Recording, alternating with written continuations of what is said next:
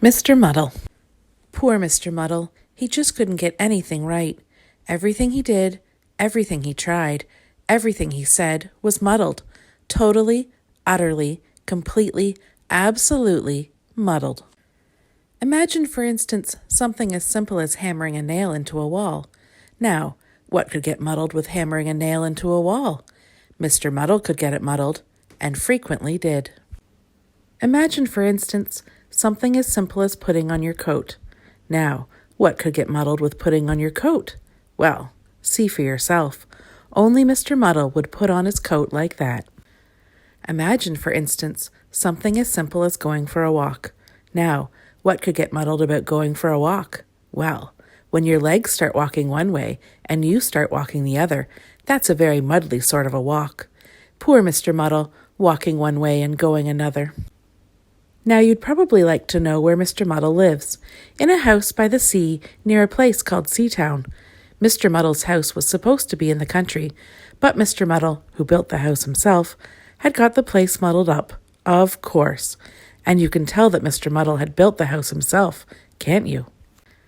This story starts one afternoon when Mr. Muddle was having his breakfast. Yes, we know you don't have breakfast in the afternoon, but you do if you get your meal times muddled up. Mr. Muddle was having bread and butter and jam and a cup of tea with milk and sugar. He spread the butter on the table and then spread the jam on the plate and then poured the milk on the bread and then filled the cup with sugar and then poured the tea on the bread. What a terrible, muddly, mixed-up breakfast. That afternoon, after breakfast, he went for a walk down the beach near his house in order to work up an appetite for supper. He met an old fisherman called George, whom he knew quite well. "Good afternoon, Mr. Muddle," said George. "Good evening," replied Mr. Muddle. George smiled. "How would you like to come fishing with me?" he asked. "Ooh, no please," replied Mr. Muddle eagerly. "Help me push the boat out from the beach," called George. "Right-o," said Mr. Muddle, and pulled the boat further up onto the beach. "Oh, Mr. Muddle," said George, and had to show Mr. Muddle the difference between pulling and pushing. However, eventually, somehow or other, they managed to get the boat out to sea. "Now let's fish," said George, dropping a fishing line over the side of the boat. "Right-o," said Mr. Muddle, and dropped himself over the side of the boat. Splash! "Oh, Mr. Muddle," said George again. It wasn't any good, and they didn't catch any fish, and so they decided to go home before it became dark. "Help me pull the boat up onto the beach," called George. "Right-o," said Mr. Muddle, and pushed the boat back into the water.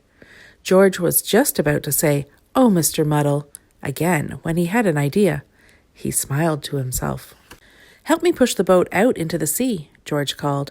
"Right-o," said Mr. Muddle, and pulled the boat up onto the beach. "Well done, Mr. Muddle," said George. Mr. Muddle smiled a smile and went home. George smiled a smile and went to tell everybody. The following day in Seatown, Mr. Brick the builder asked Mr. Muddle to hold his coat for him. "Right-o," said Mr. Muddle, and held his ladder for him, which is what Mr. Brick really wanted. "Well done, Mr. Muddle," smiled Mr. Brick, who'd been talking to George. Mr. Muddle was very pleased.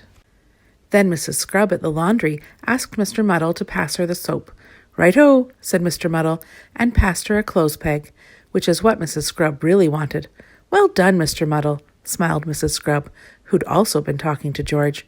Mr. Muddle was extremely pleased. And then Mr. Black, the coal man, asked Mr. Muddle to lift a sack of coal down from his lorry. "Right-o," said Mr. Muddle, and lifted a sack of coal up onto the lorry, which is what Mr. Black had wanted all along. "Well done, Mr. Muddle," smiled Mr. Black. George had talked to everybody. Mr. Muddle was delighted. In fact, Mr. Muddle was so delighted that he decided to go home and cook himself a large meal to celebrate. Roast turkey and peas and potatoes and gravy. He put the turkey in the cupboard to cook. He peeled the peas. He put the potatoes in the refrigerator to boil.